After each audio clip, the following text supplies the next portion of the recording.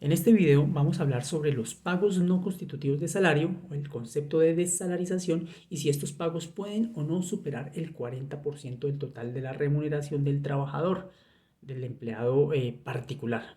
Esto estamos hablando del sector privado. Entonces, ¿a qué nos vamos a referir? A la forma de interpretar el artículo 30 de la ley 1393 de 2010, según la sentencia de unificación del Consejo de Estado, donde nos explicó cómo se debe entender este artículo. Entonces, resulta que este artículo 30 nos dice que para efectos del sistema de pensión y de salud, abro comillas, los pagos laborales no constitutivos de salario de los trabajadores particulares no podrán ser superiores al 40% del total de la remuneración. Cierro comillas. Entonces, al leer este artículo, muchos empleadores pueden tener una interpretación errónea y poner límites a pagos no constitutivos de salario que son perfectamente válidos, o por el contrario podrían pagar más aportes al sistema de seguridad social de lo que están obligados. Entonces, si uno lee este artículo desprevenidamente pensaría, no puedo hacer pagos no constitutivos de salario que superen el 40% del total de la remuneración del trabajador, pero eso no es cierto.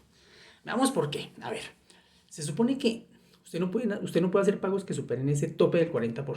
Si usted hace pagos que superen ese tope, los montos que superen el 40% harían parte del ingreso base de cotización de aportes al sistema de seguridad social, harían parte del IBC. Y por tanto, usted debe pagar contribuciones sobre esas sumas que superen el 40%. Pero entonces resulta que en la sentencia de unificación del Consejo de Estado, eh, el Consejo nos aclaró la forma de interpretar esto. Primero, empecemos aclarando, y así lo hizo el Consejo de Estado, aclarando qué es salario y qué no es salario.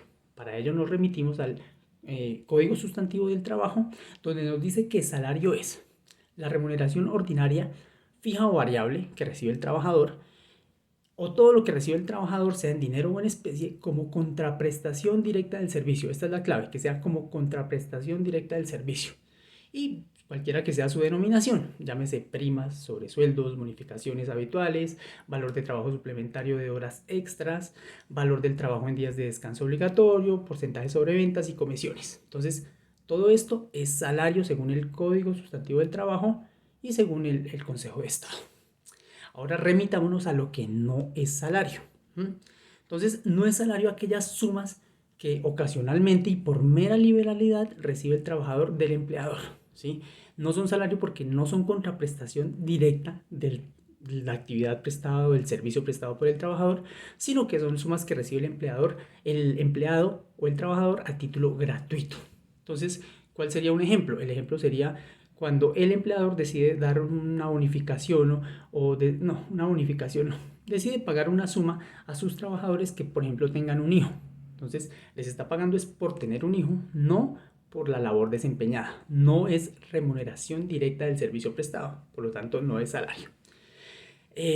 Tampoco son salario aquellos rubros que recibe el trabajador, bien sea en dinero o en especie, que no sean para su beneficio, sino para desempeñar a cabalidad sus funciones, lo que serían los viáticos, gastos de representación, medios de transporte, elementos de trabajo y pagos similares. Eso tampoco sería salario.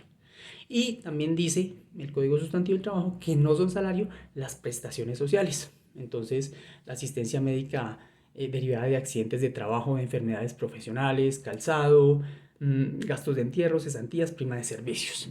¿Listo? Esto tampoco sería salario. Entonces, ¿qué tenemos que tener en cuenta? Que estos pagos que no son salario no son ingreso base de cotización, porque en esencia no son salario, porque no retribuyen el trabajo del empleado. Entonces, al no ser salario, aun cuando estos pagos superen el 40% del total de la remuneración del trabajador, no pueden constituir ingreso base de cotización. Eso nos tiene que quedar muy claro. Pero entonces resulta que la ley 50 de 1990 incluyó otro temita que tampoco sería salario.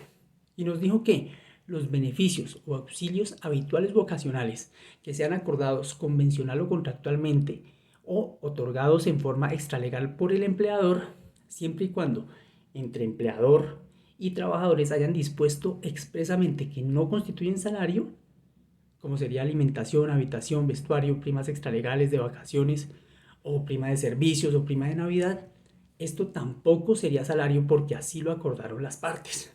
Eso es lo que dice la ley 50 del 90. Pero resulta que este artículo no se debe entender tan textualmente tampoco. Las altas cortes han dicho que a pesar de que entre empleador y trabajadores acuerden un pago que no sea salario, no quiere decir que ese pago deje de ser salario, ¿sí?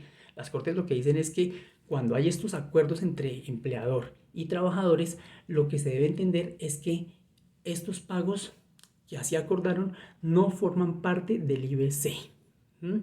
No forman parte del ingreso base de cotización para seguridad social. Esta es la forma como se debe interpretar esta parte de la ley 50 del 90. ¿Por qué? ¿Por qué? Porque la naturaleza salarial de un pago no depende del acuerdo entre trabajador y empleador, sino de la esencia, de la naturaleza de ese pago, de si ese pago constituye o no retribución al servicio prestado. Entonces, en esta interpretación, estando la situación así, surgió la ley 344 de 1996 y en su artículo 17 dijo que esos acuerdos entre empleadores y trabajadores sobre pagos que no constituyen salario se deben entender es como que no hacen parte de la base para liquidar los aportes. En este caso se refería a los aportes para fiscales del SENA, del ICBF y de la ESAP, subsidio familiar y contribuciones a la seguridad social. Entonces, ya las cortes habían dicho que así a trabajadores y empleador acuerden que un pago no sea salario, no quiere decir que no lo sea, sino que se excluye del ingreso base de cotización. Con el artículo 17 de la ley 344 del 96 se terminó de aclarar esta situación. Entonces, esto también es clave. Para efectos de los aportes parafiscales y las contribuciones a seguridad social, salud, pensión, riesgos laborales, cuando se pacte entre empleador y trabajadores que un pago no constituye salario, significa que no hará parte del ingreso base de cotización. ¿Listo? Entonces, los pagos que sí son salario pueden excluirse por acuerdo entre empleador y trabajadores de la base para determinar las contribuciones a seguridad social. O sea, pueden excluirse del IBC los pagos que sí son salario. Los pagos que no son salario, pues nunca serán salario y nunca harán parte del IBC. Entonces, este concepto que acabamos de ver es lo que se conoce como el pacto de desalarización. Listo. Entonces, ¿qué pasó con el pacto de desalarización? Que el sistema de seguridad social se empezó a desfinanciar porque la base de cotización disminuyó debido a que los empleadores y trabajadores empezaron a sacar o a acordar pagos no salariales y desfinanciaron el sistema.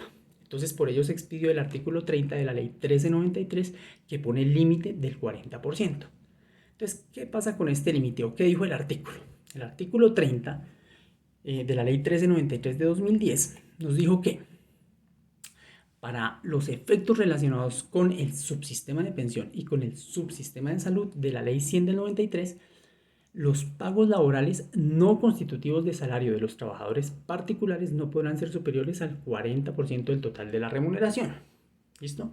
Pero entonces démonos cuenta que ese límite se estableció solo sobre pagos que sí son salarios, no para los pagos que no son salario, porque los pagos que no son salario nunca pueden ser parte del IBC.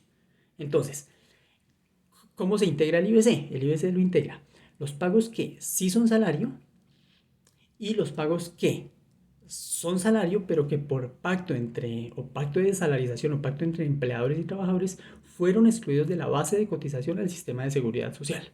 Entiéndase salud, pensión y riesgos laborales, pero en la parte que supere el 40% del total de la remuneración. ¿Listo?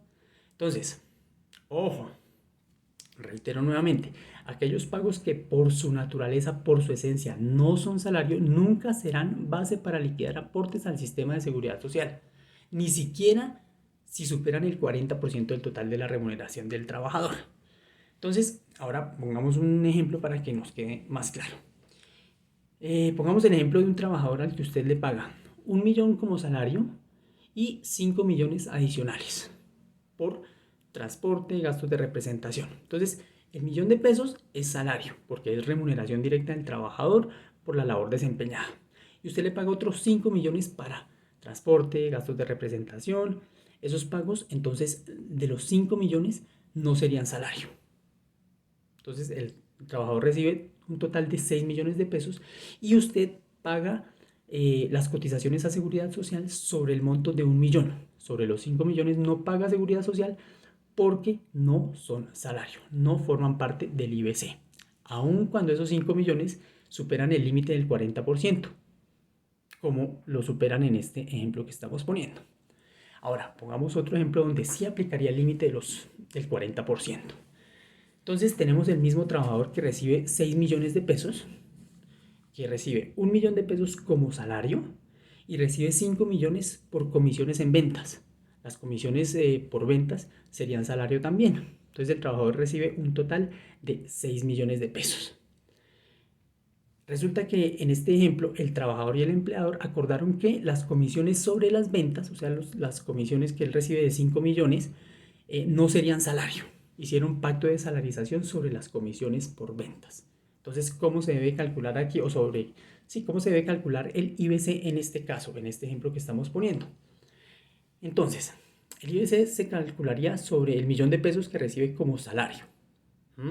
Pero también se tiene que tener en cuenta aquella parte de las comisiones por ventas, que también son salario, que superan el 40% del total de la remuneración del trabajador.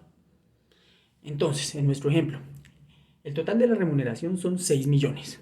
El 40% de los 6 millones son 2.400.000. O sea que los restantes 2.600.000 son la parte que supera el límite del 40%. O sea, sobre esos 2.600.000 habría que cotizar a los subsistemas de salud, pensión y riesgos laborales. Entonces, en este ejemplo, la seguridad social se cotiza sobre el 1 millón de pesos que recibe de salario más los 2.600.000 que superan el 40% del total de la remuneración del trabajador. Es decir, que en nuestro ejemplo el IBC sería de 3.600.000.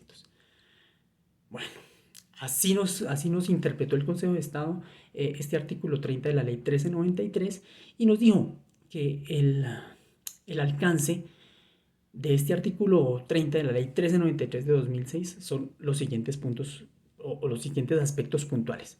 Primero, el IBC de aportes al sistema de seguridad social, salud, pensión y riesgos laborales lo integran únicamente los factores salariales, o sea, aquellos que por su esencia o naturaleza remuneran el servicio prestado al empleador. O sea que lo que no es salario no hace parte del IBC, ya lo he dicho muchas veces. Segundo, empleadores y trabajadores pueden pactar que ciertos pagos salariales no formen parte del IBC, es decir, pueden pactar la desalarización. Tercero, los pagos salariales que por acuerdo de las partes fueron desalarizados no pueden superar el 40% de la remuneración total del trabajador. Si superan ese 40%, la parte que supere ese porcentaje también formará parte del IBC. Y el otro punto, el pacto de desalarización debe estar demostrado. Es decir, el empleador tiene que tener cómo demostrar que hizo pacto de desalarización con sus trabajadores. Si hay dudas, preguntas e inquietudes respecto de este tema, pues en la descripción está el correo electrónico, el teléfono, para poder resolver las preguntas que puedan surgir.